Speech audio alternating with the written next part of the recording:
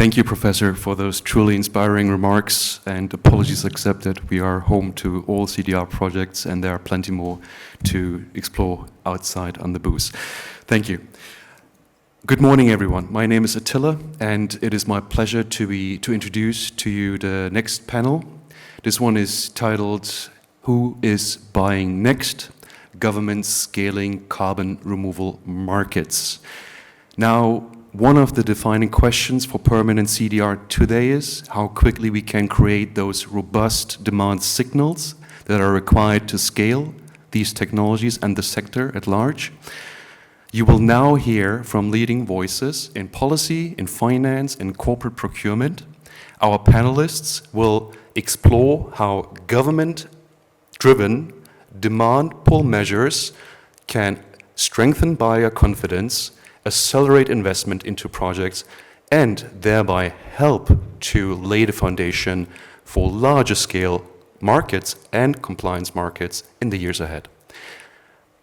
I'm pleased that this panel is going to be moderated by Victoria Harvey, Head of CDR at CLIMA, and I would like to invite her, as well as the panelists, to join us here on stage, to also use the way on the left-hand side and the right-hand side.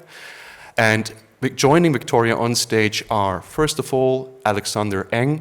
He's the Deputy Director General at the Norwegian Ministry of Energy. Secondly, we have Christian Holzleitner. He's the Head of Unit for the Land Economy and Carbon Removals at the European Commission's Directorate General for Climate Action. Thirdly, we have Sanne Rosendahl joining us as Director with ING's Transition Accelerator. And last but not least, David Frank, Microsoft's Director for Policy Engagement. Please, thank you. Please join me in welcoming our panelists. And Christian will start with his keynote on the evolving framework of the Commission for permanent carbon removals, including the new EU Buyers Club. The floor is yours, Christian. Thank you.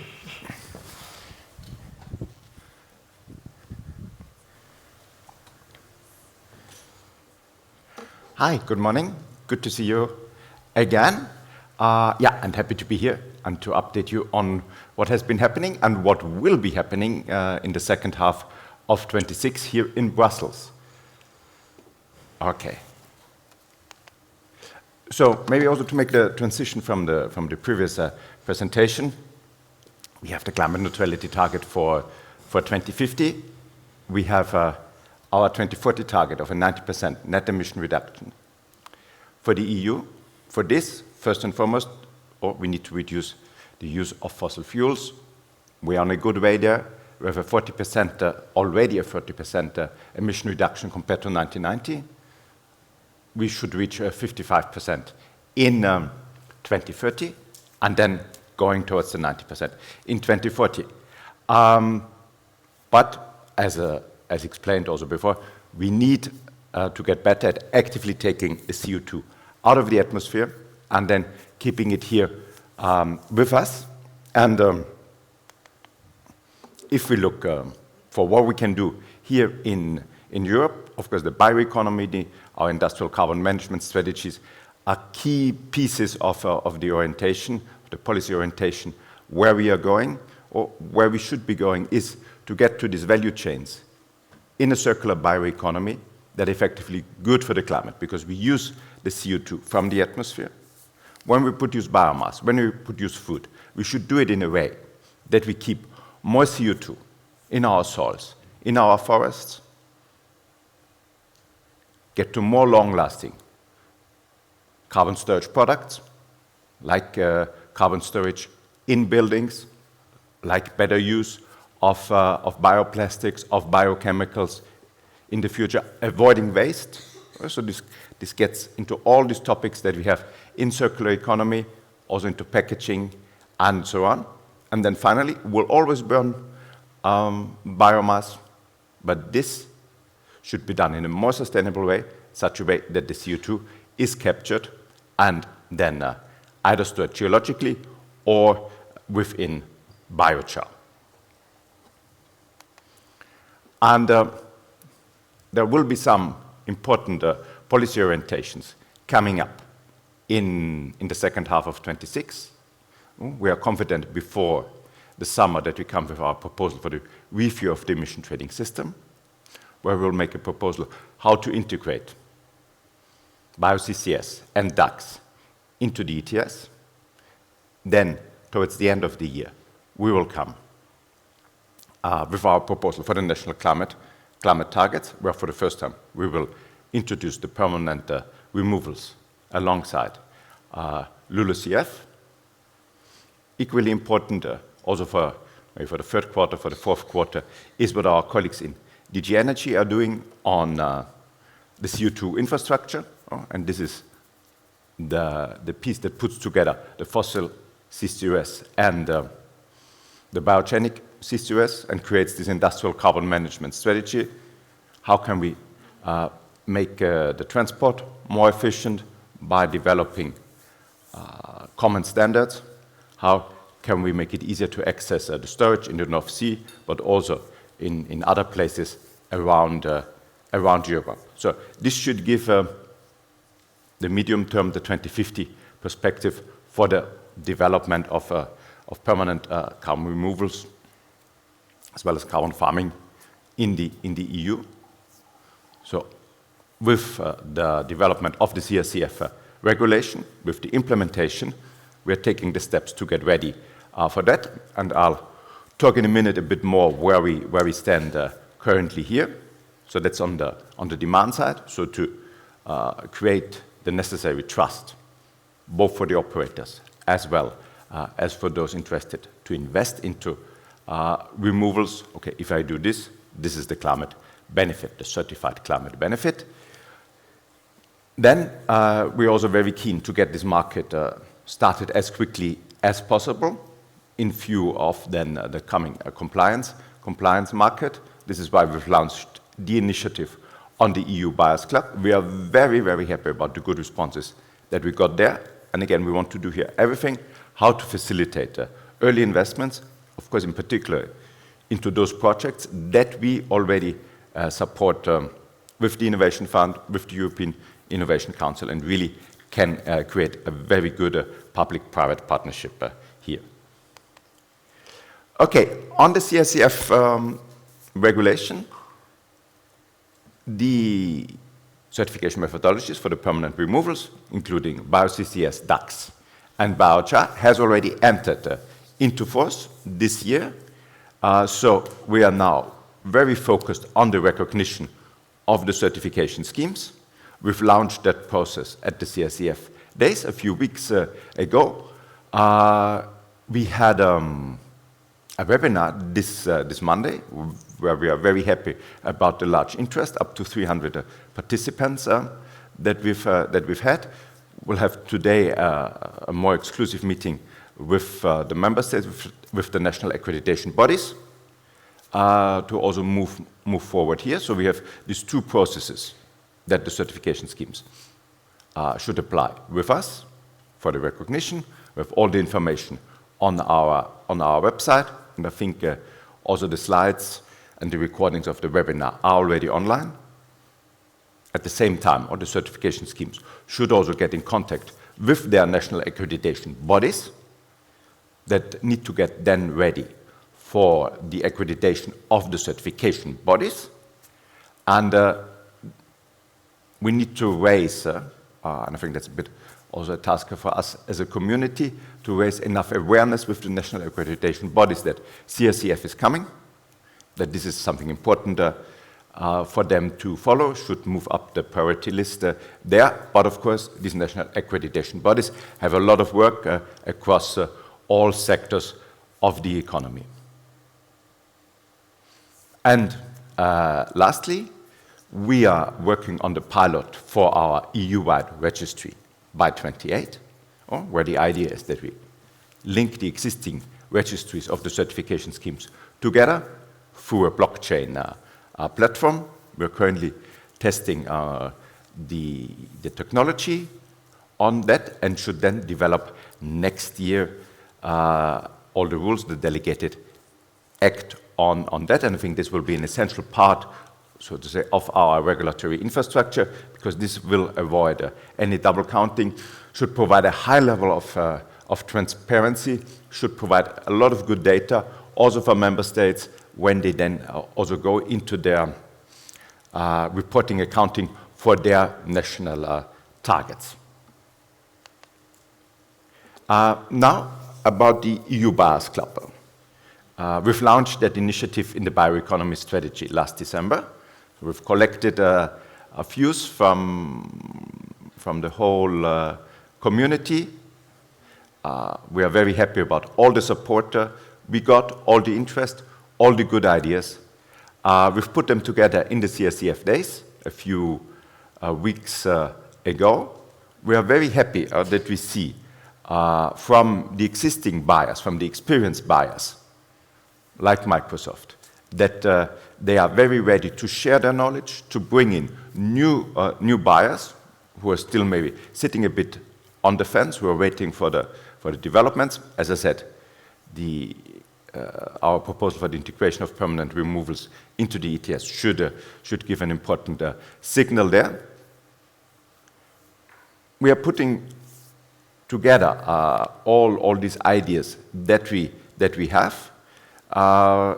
We want, on the one hand, to go, of course, fast this year, that we get already more offtake agreements for those projects that we already finance under the Innovation Fund, or with the European Innovation Council, or that member states are financing through state aid.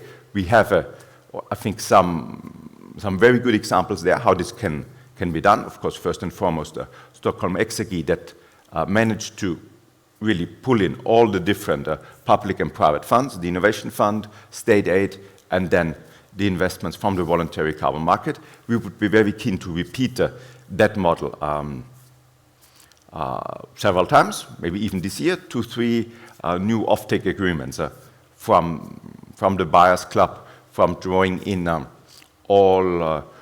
maybe this new demand. That would be something great to show.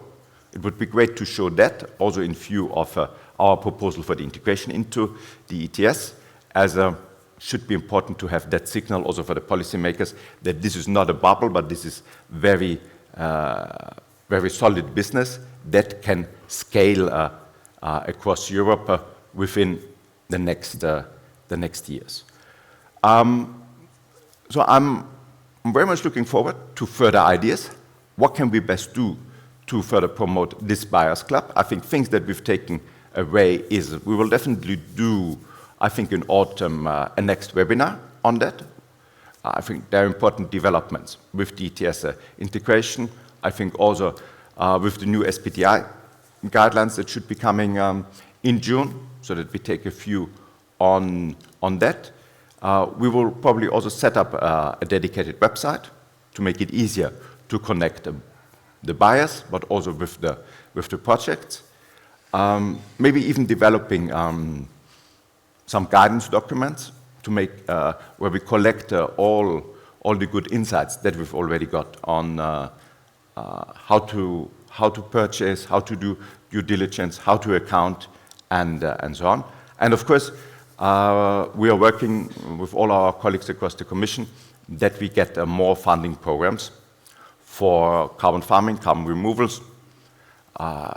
We, for example, managed also to get into the fertilizer action plan, where which I think is also a good example, how can we have really across the whole value chain from producing fertilizers with fewer emissions into how can we use fertilizer more efficiently.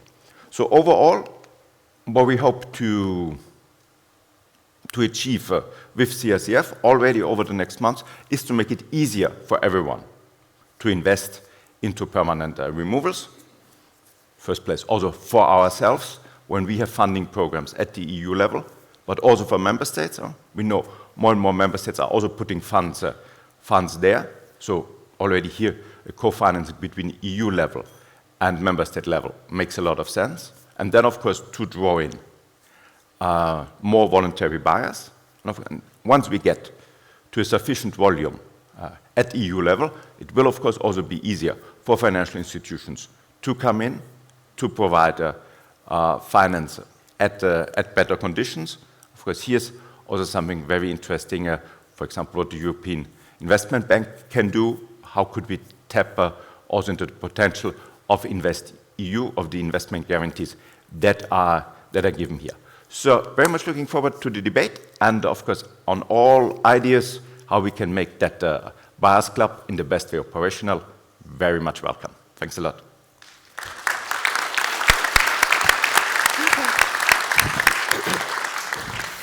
Wonderful, thank you, Christian. Certainly a lot to unpack there with the EU Buyers Club, and a lot of discussion that we can have later today, so do stay tuned for that. But you've been sitting here for 45 minutes, and at CLIMA, I should say, we use a lot of data to really help us in our decisions and in our procurement. So I thought it'd be fun to add a bit of a Mentimeter to the room, so we'll be having a few throughout the discussion today. Just going to do this because I think it's great. Bit of noise. But the first question that I'm going to pose to the room is going to be to kind of feed the room, to read the room and see where you see these current state of the market, current state of the permanent CDR market. So the question I'm asking to you today is, which countries have purchased the most CDR to date in tons of CO2, grouped by buyer HQ country? So if you can go onto the Mentimeter. So there you go, QR codes and all of that. And this is grouped by HQ country, as I said. And I'll give you a few seconds to provide your input to the discussion. And I'll actually, as you're doing this, start to say what some of the audience is providing response to. I'm going to figure this out during the next discussion, but I'm going to jump ahead in the interest of time. I don't think this is going to be a surprise to all of you, but let's take a look at this. Top countries of VCM purchases to date. USA is dwarfing most other countries. And we're seeing the US as the outright leader, thank you, in 42 megatons per year. So I don't think this is going to be a bit of a surprise to you guys, but so the US here, we see them with 42 megatons purchased to date, and we're talking about permanent durable CDR. But let's look past that for a second. Let's look at this list of top 10. You'll notice that 6 out of the remaining 9 countries are European nations. And I think that's really interesting for our discussion here today. And again, I'm in a room of Europeans, so this may not be a surprise to you. But that's 6 of the top 9, and that's not even including the NA bracket, which is the 3rd largest. And so those are buyers who are reporting anonymously.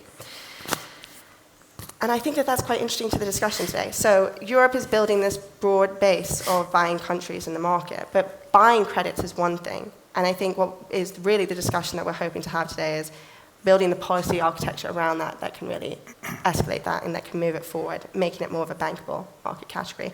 And Alex, I do want to start with you today. So Alex from the Norwegian Ministry of Energy, you're at the center of that. Norway, as we can see, is 7th on this list. Norway is a great example of a country that has really advanced on the CCS infrastructure side. And on top of that, now we're trying to bring in this demand behind that. So I'm curious your perspective on how the Norwegian government is thinking about transitioning from this CCS infrastructure to making durable CDRs a market category in their own right. Thank you. That's very kind, first of all. And I'm glad you said infrastructure, because it's all about lifting value chains. And CCS and CDR are maybe not identical twins, but somewhere between cousins and siblings, I believe. With the Longship project that started up last year, when we were planning it, we didn't really give a whole lot of thought to the difference between fossil emissions and the negative emissions or biogenic emissions. But we had to sort of deal with them because one of the capture facilities is a waste incineration facility in Oslo, which has 50% biogenic emissions. The other facility is a cement plant, which only has 15% biogenic emissions. So to level the playing field in the competition between these two facilities, we had to sort of figure out a way to deal with the difference in the non-priced CO2. So in the state aid agreements, we priced the negative emissions at the ETS price. And for us, using the price mechanism is the most important factor in developing a market. Without a price, there's no way you can really develop a market.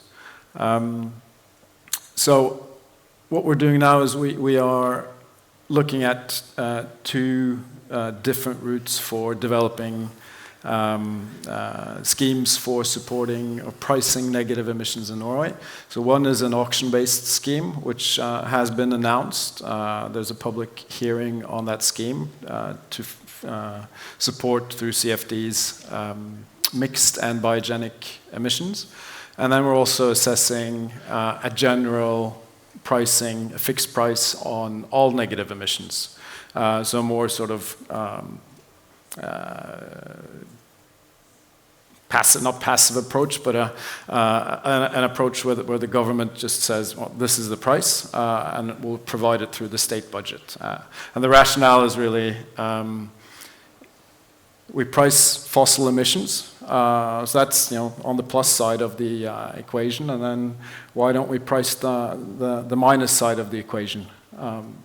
So it's from an economic theoretical point of view, it's really the right thing to do. Whether you remove CO2 or you reduce emissions, it should be the same thing. Mm-hmm. It's a real suite of different levers to bring in there. And I'm curious, David, as a buyer in this space, you see a country like Norway who are bringing in these new innovative models and these new opportunities. And when you see that, when you're making your decisions in corporate purchasing, how does that influence the decisions you make, what the countries do? Sure. Well, thank you. And Christian, thank you for the kind words in your opening remarks about us at Microsoft. I think public policy is incredibly important. Obviously, as a corporate, we are, and other corporate buyers in this space ultimately have to make their own sort of business-related decisions. But public policy clearly has a really important role to play, or a voice here. And we look at how the government, the sort of public policy environment. Norway is very supportive, but in other markets we also operate in, how do governments sort of think about carbon removal? How do they think about investment in that sector, in their economy, and in their sort of decarbonisation journey, and how it's part of industrial strategy? And obviously these are all sort of public policy sort of areas, and so it's incredibly important. I think it's also important where, as in Norway's case, the government takes on some of that risk or supports the development of some infrastructure or bringing projects to market, because obviously we need a more high-quality supply, and government entities, as we heard already, have a role to play in sort of facilitating that. So strong public policy clearly matters, where there's also clarification of rules and like what types of projects are sort of being supported to sort of come to market. Mm-hmm. So risk mitigation and yes. Really it brings that confidence to it. It's a project that will be making it into market. I think that's certainly something that we see as well when we're doing our due diligence in our projects. I'm going to bring us to the second poll that I wanted to get to the audience, because to me this is an interesting one, and I'm going to be honest, I'm not feeling confident in my Mentimeter skills today. So I'm just going to give you a minute to think about it. So we've heard now about a region, we've heard about Norway, we've seen what they're doing here. We've seen that in Europe we have really a number of key countries coming into the market here. Now I want to think about the buyers, and especially because we've had the discussion around what the EU Buyers Club could bring forward. And the question I am asking to the group here is, which region had the most distinct buyers in 2025? And when I say region, I am saying continent. So here, what I want to see is between North America, Europe, Oceania, and Asia. We've got those 4 regions. Now, you do have the ability to rank them right here, but I'm just curious who you think has the most distinct buyers between those different regions.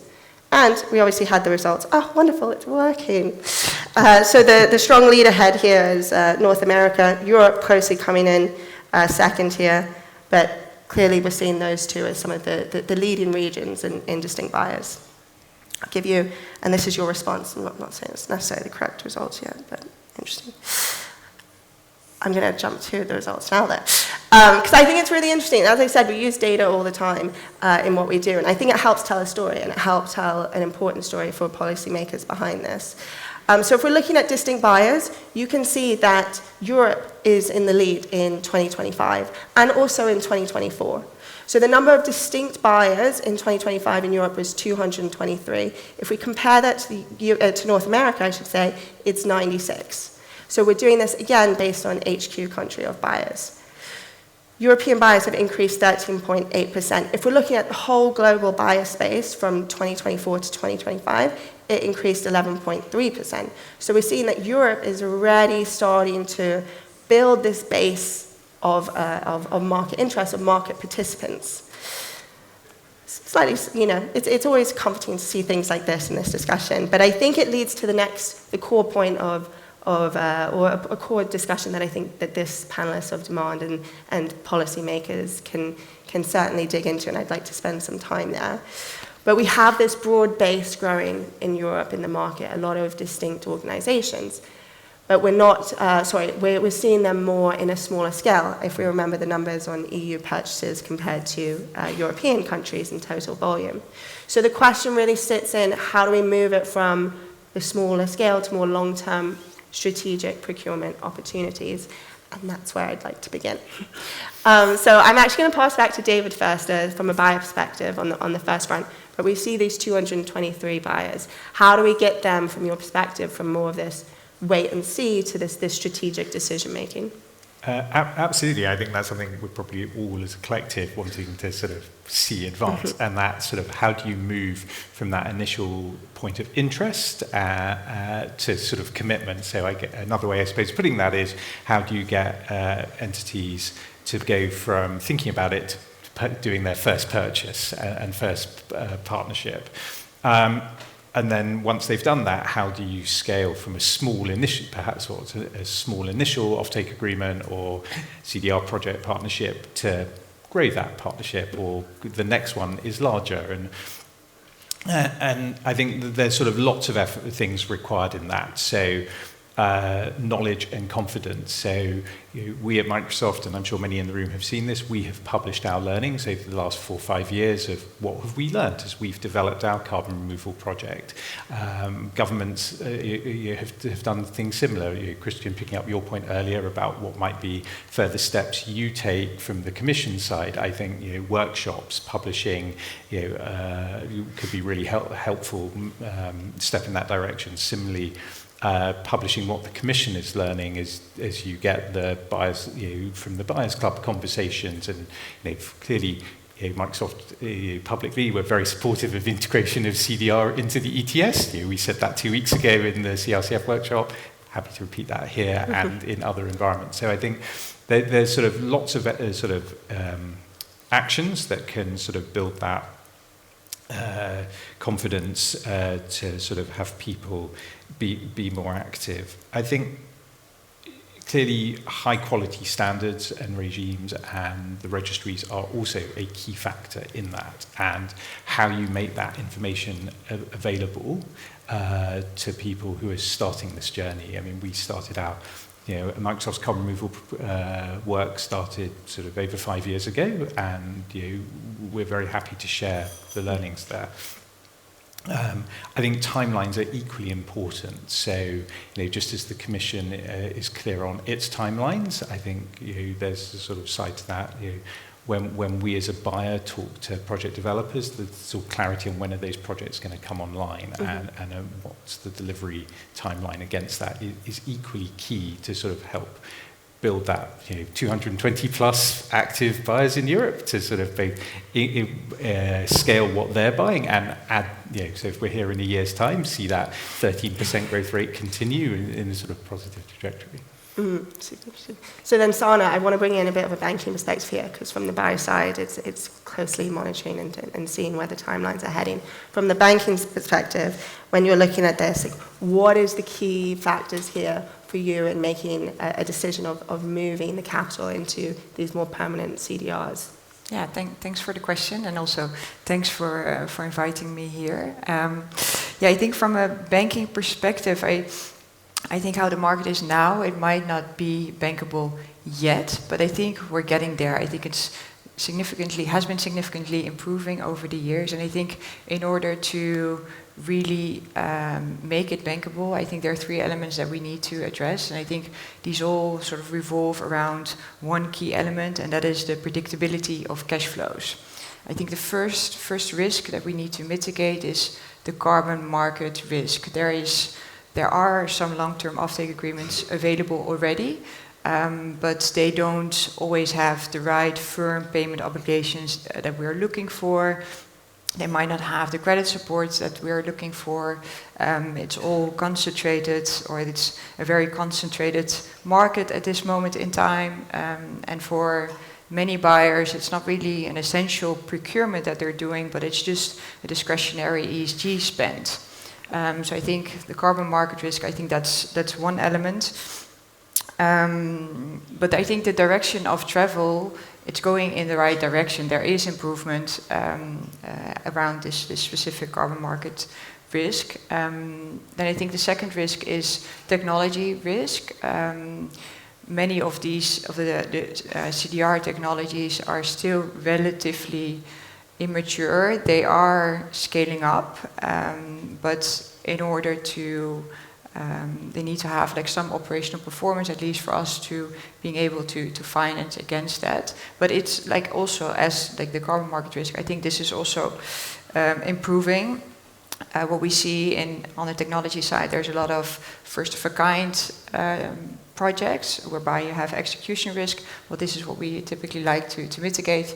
And I think the third risk that is essential for us to also address, that is the contracting gap, so the contracting gap between buyers and lenders, and I think this is really a structural element that we need to address, a bit of a chicken and egg issue. You have the buyers on the one hand who would like to have proven delivery, they want projects to be able to, or to demonstrate they actually are producing CDR, whereas on the other hand you have lenders who are looking for predictable cash flows. Mm-hmm. So it's really this financing deadlock that I think many of you are familiar with that we need to resolve. I think policy can definitely help, and I feel that we are moving in the right direction. If we address these 3 risks that I mentioned, so the carbon market risk, technology risk, and the contracting gap, I think we'll definitely we're definitely able to scale the market. I feel that this market has a lot of similarities to where renewable energy was 15, 20 years ago, and we also managed to scale that. So I'm hopeful that we'll also manage to scale this market. And I think also as ING, we're very keen to play a role. Like we would like, or at least the team that I'm in, we're trying to make the unbankable bankable. So trying to make like things that are still relatively innovative to try to make that bankable. Mm. It's interesting you say this because when we look at projects and we look at delivery risk, we look at the financial risk, the predictability as you speak to, and some of the contracting components are very unique to you. But on the technology side, when you speak to that, we in the permanent durable CDR space, we're starting to see some track record increasing. A stat we like to use is that from 2024 to 2025, issuance in the permanent CDR space grew 68%. So from 412 kilotons to 421 to 708, and we're still at 708 kilotons. We're not at a megaton sector yet.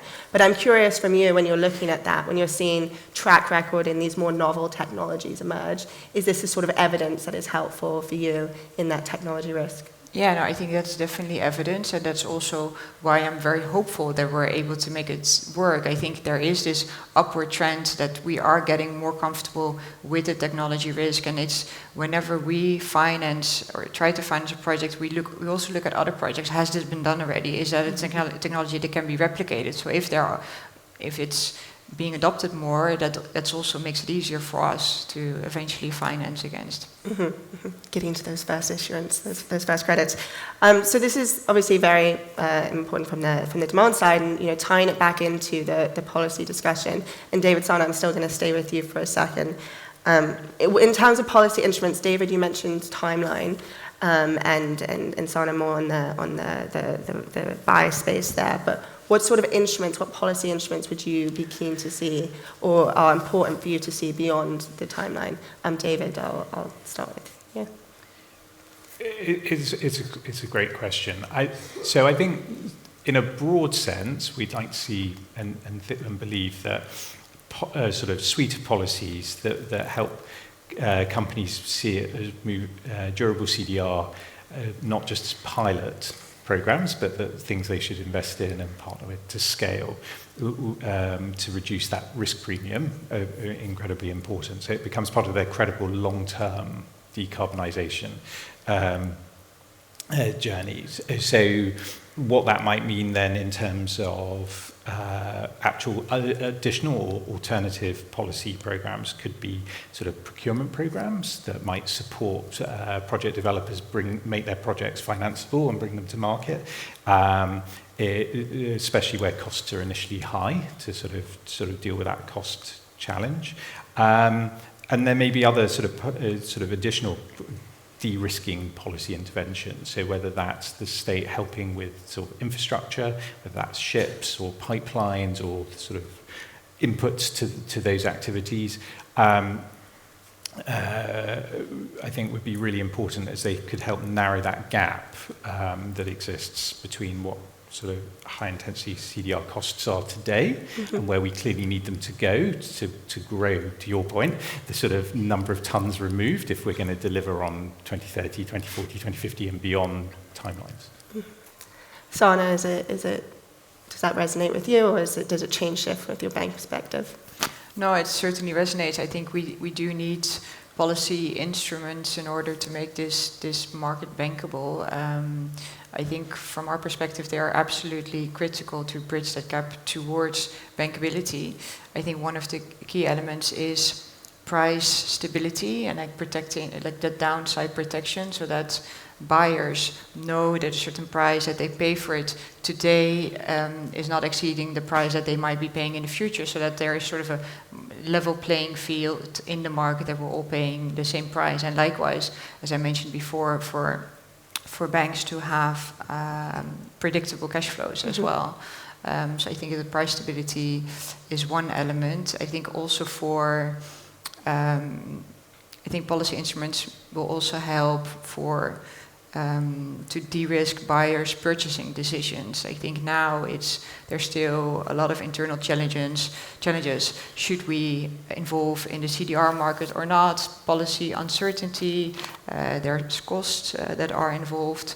And like as I said, it's not being part of sort of essential procurement, but instead it's like ESG spend. So I think also it provides comfort that there's less reputational risk or financial risk when you're getting involved in the CDR market as a buyer. And I think it will also accelerate market standardization if you have policy instruments. So again, you have that level playing field, potentially having similar contracts, and then that it's not just one party determining the price, that there is also in terms of demand that it's a bit more stable. So for you, there's the stability, there's the predictability. You're then also looking to the offtakes, to the buyers, to see the strength of those. And then with that, you're then looking to the policymakers to understand the regulatory guidance behind that. So back to our policymakers. And Alex, I'm going to start with you here. So what are you from your role, well, not your role, but in the position you have within the Ministry of Energy, expectations for public-private actions such as the EU Buyers Club or otherwise? What's your goal of those sort of activities, and what would you want to see coming from that? I think that the EU Buyers Club initiative is very interesting, and also I think that the linking to the ETS, or inclusion of negative emissions in the ETS, is that could be a real game changer. So very interested in seeing how the Commission develops options for how to do that, because that's how you do it will be extremely important. But I think one key lesson we've had when it comes to developing CCS and CDR is that in an early phase, it's important not to spread the money out too thinly, because you need one project and not 10 half projects. So you, in a sense, you have to pick some winners in the early phase, and then when it matures, pricing and sort of more standoff approaches will work better. But in the beginning, it's about developing the value chains, developing the infrastructure. So there's no point in supporting a whole lot of CO2 capture if there's nowhere to put the CO2. So that's important. But I also think it's very important not to sort of make too complex models that no one understands. So simplicity, avoid over-regulating a market that really doesn't exist yet. I'll leave it at that. Simplicity, picking winners, and I think it's an interesting perspective to take this. And Christian, obviously this is a great announcements that we've seen over the last few weeks, but from your perspective driving this, what is your expectations on that public-private support that's going to come through this Buyers Club? I think one thing I've learned from the CSEF days, or my main takeaway is like in the same way as we are trying to integrate removals into our policies, into our strategies, like the bioeconomy strategy, like the circular economy, industrial carbon management. So all this is where do we want to position Europe in that? And as we don't have fossil assets, we need to be sure to have a very sustainable bioeconomy, circular economy. So waste are big topics, bioenergy, big topics, and then removals really fit in there.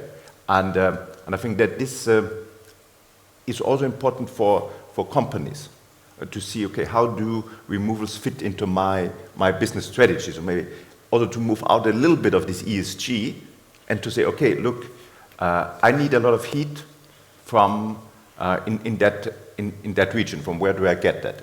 Is there a district heating plant? Is there something we can work together to have CCS there? Am I using a lot of packaging material? Because I'm a big online shop.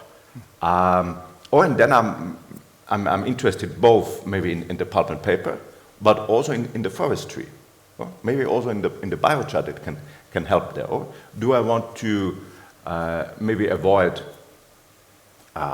some pollution effects from, or I still think we can do a lot in Scandinavia to better manage our peatlands, which would also help the Baltic Sea in that. And then, as I said, the whole value chain, how do we reduce food waste and so on. And then, of course, there are other motivations. If I need a lot of electricity, or in the future, how do I procure that?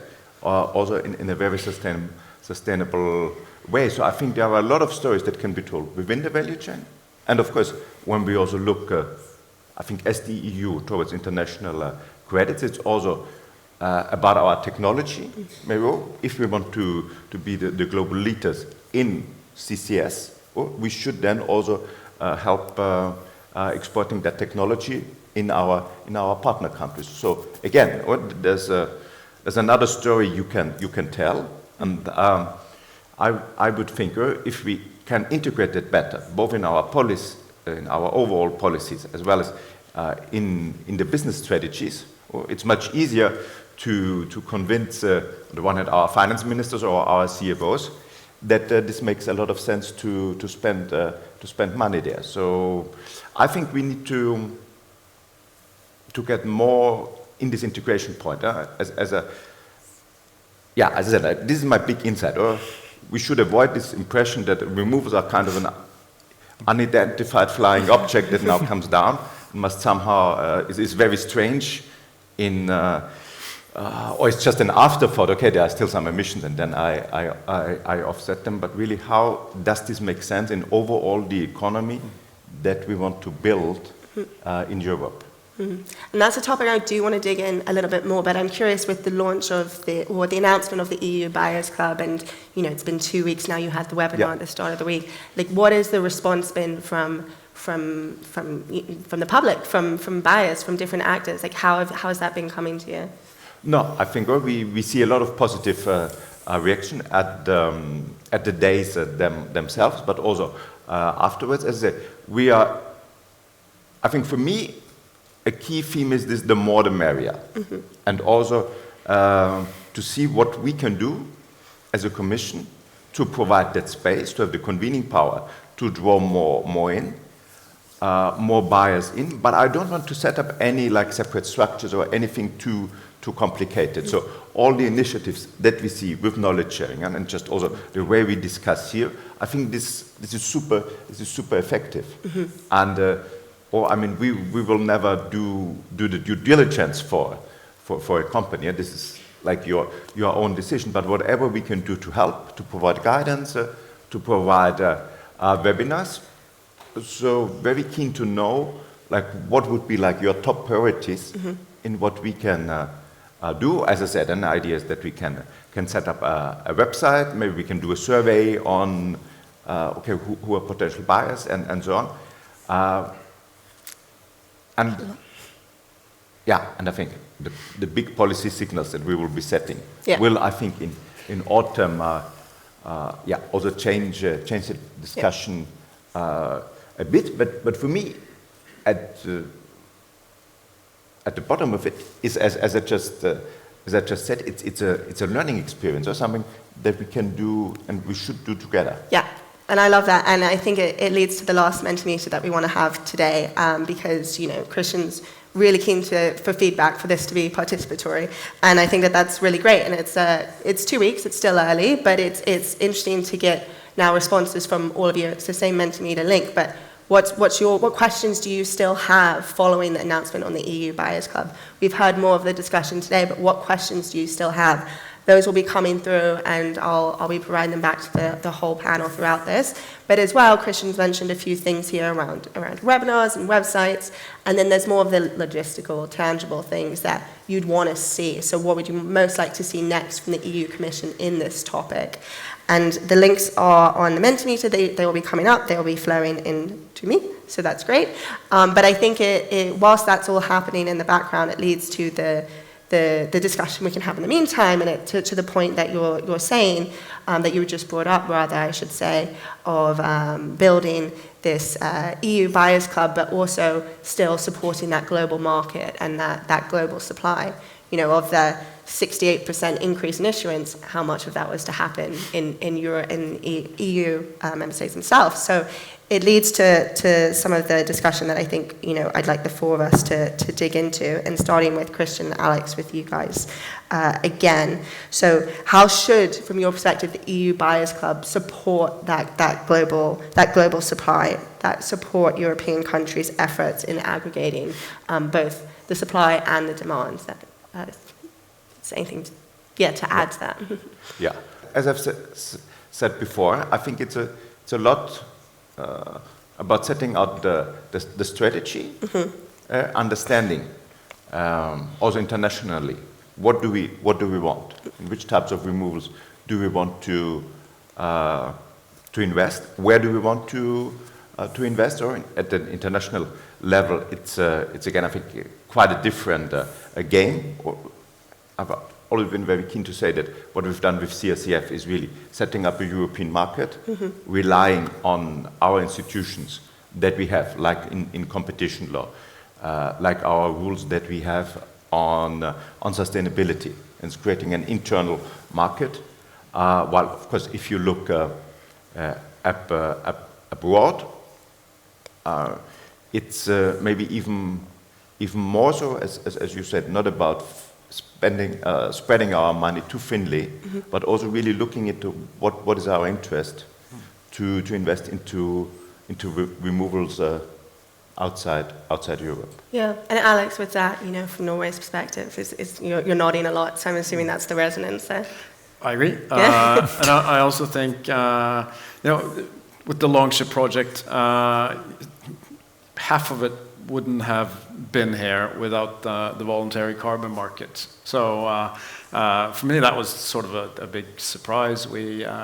For a project that you will hear more about later today from Jannik at Hafslund Celsio, struggling to find the last part of financing. And to me, more or less out of the blue, showed Microsoft and Frontier up and covered the financing gap. So without the CDR component, without the voluntary carbon market, that project wouldn't have happened. And the same with the later expansions, the Stockholm Exergy, the Ørsted project in Denmark. So it's extremely powerful, and I think it's in this situation that we're in globally, American buyers are looking to Europe for stability, investable projects. So this might be Europe's time to shine. I'd like to hear that. David, is that how you're seeing it on the buyer side, that Europe's really having that spotlight due to this discussion? So I don't think buyers need to choose between Europe and elsewhere. I think Europe can play a really powerful, strong role in that sort of global market in terms of standards, the sort of legal regime, sort of interoperability that supports and encourages high quality carbon removal projects in Europe. Clearly, we are a partner to a number of them that were already mentioned, and there are others that I'm sure, looking at. And so, yes, Europe has a great story to tell in the carbon removal space, and something we're very proud to play a small part in supporting. But I don't think it should be for any buyer forced to choose between one or the other. I think we all benefit if Europe plays that role of like high quality standards, so MRV, the regulatory regime, and sort of coming back to a previous question or discussion point, Christian, you raised about what other sort of things could the Buyers Club or the Commission do. I mean, we're very supportive of the idea that actually this is industrial policy. This is, and certainly your point, like moving beyond just an ESG conversation. This is about the skills of the future, the sort of high quality innovation. I think that's where Europe, in so many other areas, has also had a strong voice, and this shouldn't be any different. And then sort of. I should have made these points earlier, but sort of come back to me clearly now. Other steps the Commission could do, a very clear forward look projection. We're used to other sort of market actors in other sectors giving that 5-year forward look projection, or a commitment that reporting regimes or regulatory regimes are reviewed and clarity on when that will happen. So I think that gives confidence to buyers, hopefully also to project developers and others in that value chain. And then final point, I'm sure others want to come in as well, for potential buyers who've yet to do that first contract and are smaller than us, recognise we have quite a privileged position.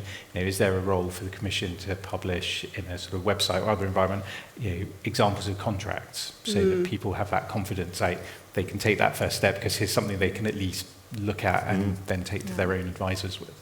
And it speaks to, I've already got 106 responses from people, so there's clear interest to provide some feedback or input on this. And one of the questions here is around how more on the supply side, on the selection, on like how that is being organized. Is that something that is coming from the EU Commission on this, on how projects are being selected for the club? So, as I've said, we have a key interest that the projects that we finance through the Innovation Fund, through the European Innovation Council, that our member states support through state aid, that we get them off the ground. Again, not spreading the resources too thinly, but really showing how this works with a few powerful examples. I think with what we do with the Innovation Fund, is we've managed to have quite a good evaluation by independent experts. As you know, with the Innovation Fund, projects can come. We give them a first feedback. Most of them are highly innovative. I mean, we have such a long, so to say, waiting line there. And where it's often most difficult is the financing. So I think how a project can kind of leapfrog and get like on top of this waiting line is also by showing a good business concept. And there, of course, as you also said, the support from the voluntary carbon market can really make a difference. And I think again there, if as a business you think about, okay, not only my ESG, but also, okay, what is my local supply chain in terms of heat? What is like my technology? Maybe I have something that can also support carbon removal projects in terms of electronics, AI, or whatever. And I think this together can really make a convincing case why to invest here. And I think, yeah, with the Innovation Fund, we are also very public about those that haven't got the funding, but with these different quality seals that we give, is to show really other investors, yes, this would be something good. Maybe it gets funding in the next stage, if there's also more private interest there. So again there, we should use this evaluation that we can do with the Innovation Fund as much as possible to the benefit of all investors. And it's interesting that, you know, we've spoken, both of you, about picking winners and using the Innovation Fund as this real, you know, lever to help move us forward in that project selection. We've discussed CCS, and a question that I have seen from a few of the audience members here is, you know, how is the Buyers Club going to help with technology diversification beyond CCS, so beyond those large-scale innovation projects that need, of course, billion euro scale funding? Like, how is the Buyers Club going to help those other technologies out there? No, I think we're clearly interested in all technologies and beyond, because it's also about carbon farming. So also maybe very interesting to see maybe combinations between carbon farming and permanent removal. So I think particularly for biochar, well, this could be also quite an attractive package for corporate buyers who care a lot about permanence, but as well as for all the benefits that nature can bring. So that could be maybe a good bundle.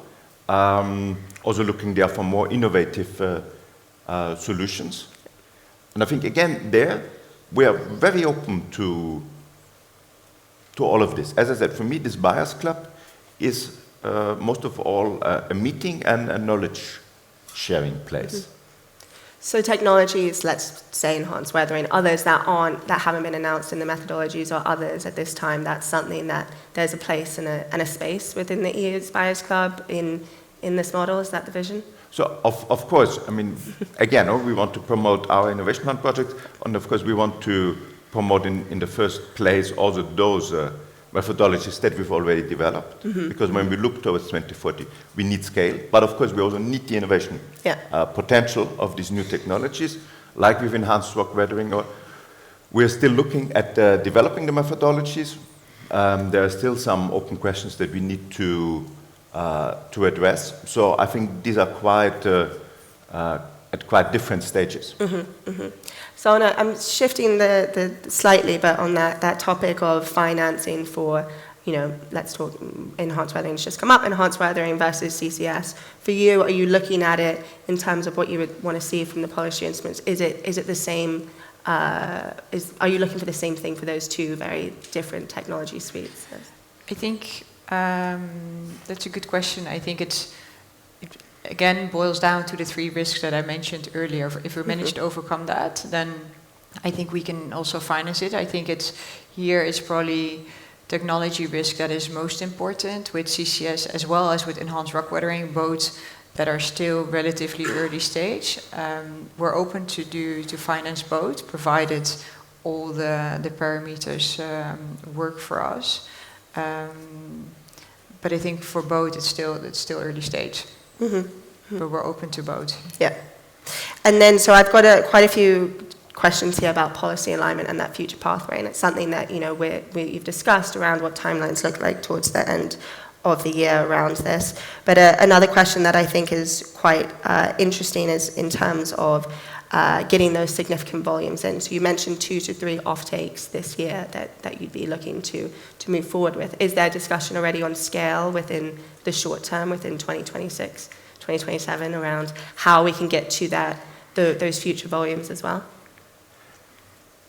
I would say let's take it step by step. Or I think, or as we've also seen with other technologies, I think it's key that this is seen as something serious and solid.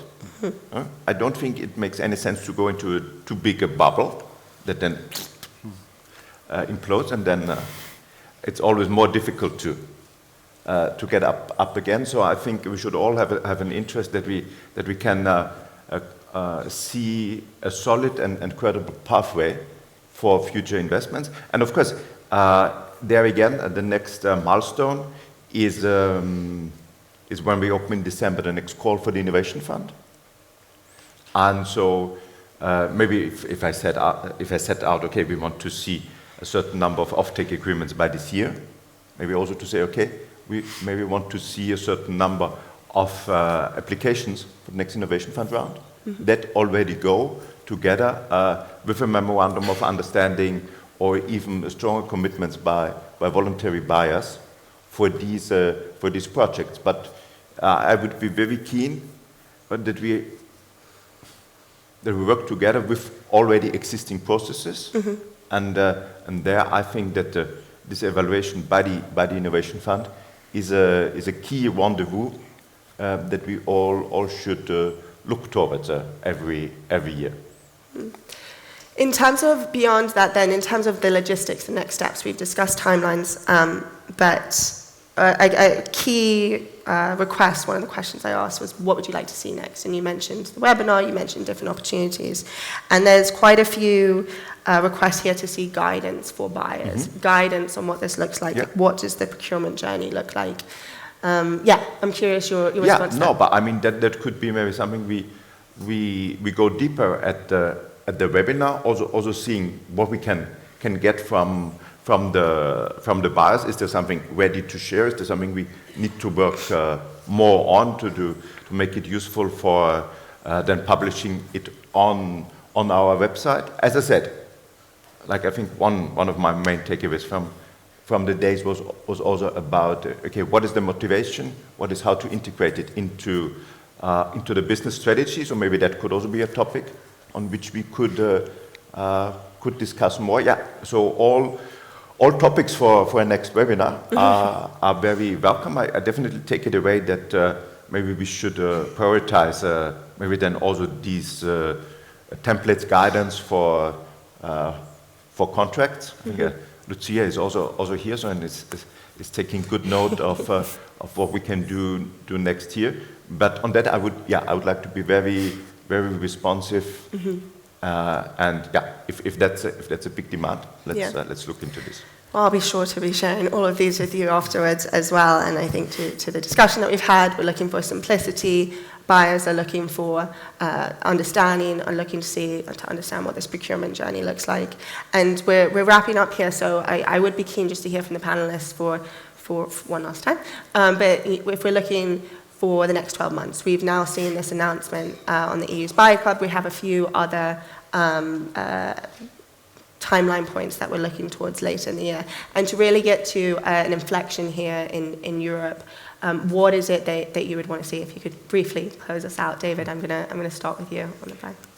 Thank you. I think very quickly 2 things. So the guidance that will come post the sort of July publication around the revised ETS proposals to support that, and then sort of connected to that, like I think, Christian, you hit it, like with the next round of Innovation Fund being very clear that the Commission sees CDR as part of the wider industrial strategy play, and that there are, that thread runs through a whole range of activities.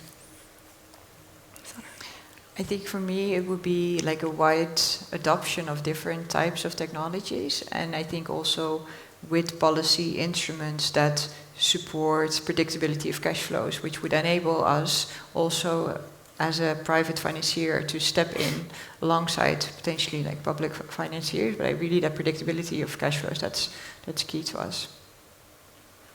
Christian, I'll take your perspective. Another one. No, but I think I mean, internally we are very much focused on the ETS review. This will still be some very challenging debates overall on what is the role of the ETS. We will have some discussions also, I think, again at the leaders level for the next leaders council. So we have some very exciting weeks ahead of us, and I think they're again important to show the solid business case for permanent removals in the EU. Alex, do you want to close thoughts? I think the ETS implementation will be the key issue going forward. And it has to be done in a way that allows public and private initiatives to work together. But I'd like to just stress one thing that Christian mentioned, and that's avoid overhyping, creating a bubble within CDR negative emissions. Hydrogen is an example. So ask people, what's the status of hydrogen, clean hydrogen? It's, many will say, oh, very disappointing. But according to the IEA, investments in clean hydrogen globally between 2024 and 2025 grew by 80%, 80%. So without the overhyping that we've done, people would look at clean hydrogen and say, oh, it's a huge success. Very interesting market. So let's avoid that mistake.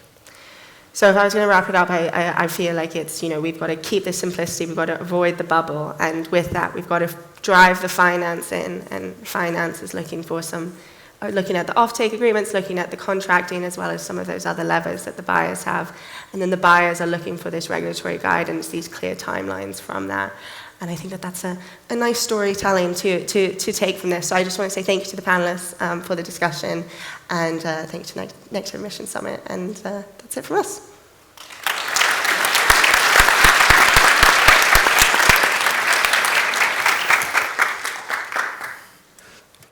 Thank you very, very much for a very lively and thoughtful discussion and timely discussion. Thank you, Alex. Thank you, Christian. Thank you, Sanne, and thank you, David. Also, thank you to our lovely moderator, Victoria. And please join me once more in thanking our panelists.